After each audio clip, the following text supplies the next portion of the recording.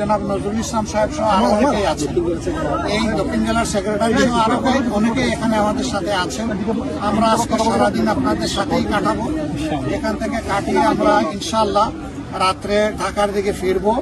ফিরে গিয়ে দল হিসাবে আমরা কি করতে পারি এলাকার মানুষের জন্য, এটা যেমন চেষ্টা করব, সরকারকে আমরা কি বলতে পারি এই এলাকার মানুষের দুঃখ দুর্দশা লাঘবের জন্য, সেই ব্যাপারে আমরা ভূমিকা রাখবো। আমাদের দেশ এই ধরনের বন্যা করা দুর্যোগের কবলে প্রায়ই পড়ে। এখানে ধৈর্যটাই বড় বিষয়, সবাইকে ধৈর্য ধরতে হবে। দেশটা আমাদের সকলের, সরকার চাইলে ওরা তারা সব দুঃখ দূর করতে পারবে না, কিন্তু সরকারের দায়িত্ব আছে, সরকার দায়িত্ব অস্বীকার করতে পারে না।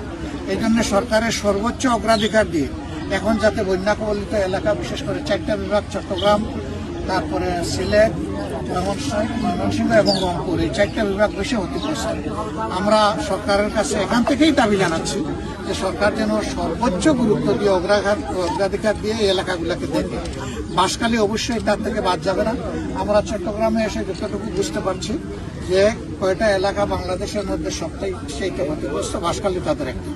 তো এই জন্যে আমরা কক্সবাজার তো ভাই চট্টগ্রাম বিভাগের ভিতরেই আছে, এই জন্য বলছি যে সারা বিভাগই তো এখন পানির মধ্যে।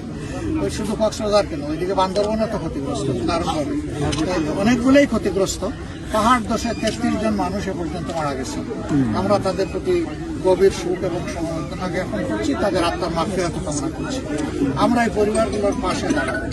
আজকে এখান থেকে আমরা আল্লাহর উপর ভরসা করে ঘোষণা দিচ্ছি যে প্রত্যেকটা ক্ষতিগ্রস্ত ব্যক্তির জন্য পরিবারের হাতে আমরা 50,000 টাকা করে ছুলে দেবো আমাদের সংগঠনের পক্ষ থেকে। এটা কোনো সরকারি টাকা না, আমাদের কর্মীরাই এই ধরনের বিপদে আপদে মানুষের পাশে এসে দাঁড়ায়। ওই তাদের দেওয়া অনুদানগুলোই আমরা এই সমস্ত পরিবারের হাতে পৌঁছে দেব।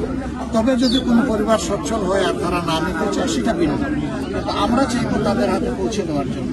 এছাড়াও বন্যা কবলিত এলাকার জন্য আমাদের পক্ষ থেকে ইনশাআল্লাহ আমাদের সামর্থ্য মতো কিছু সহযোগিতা থাকবে।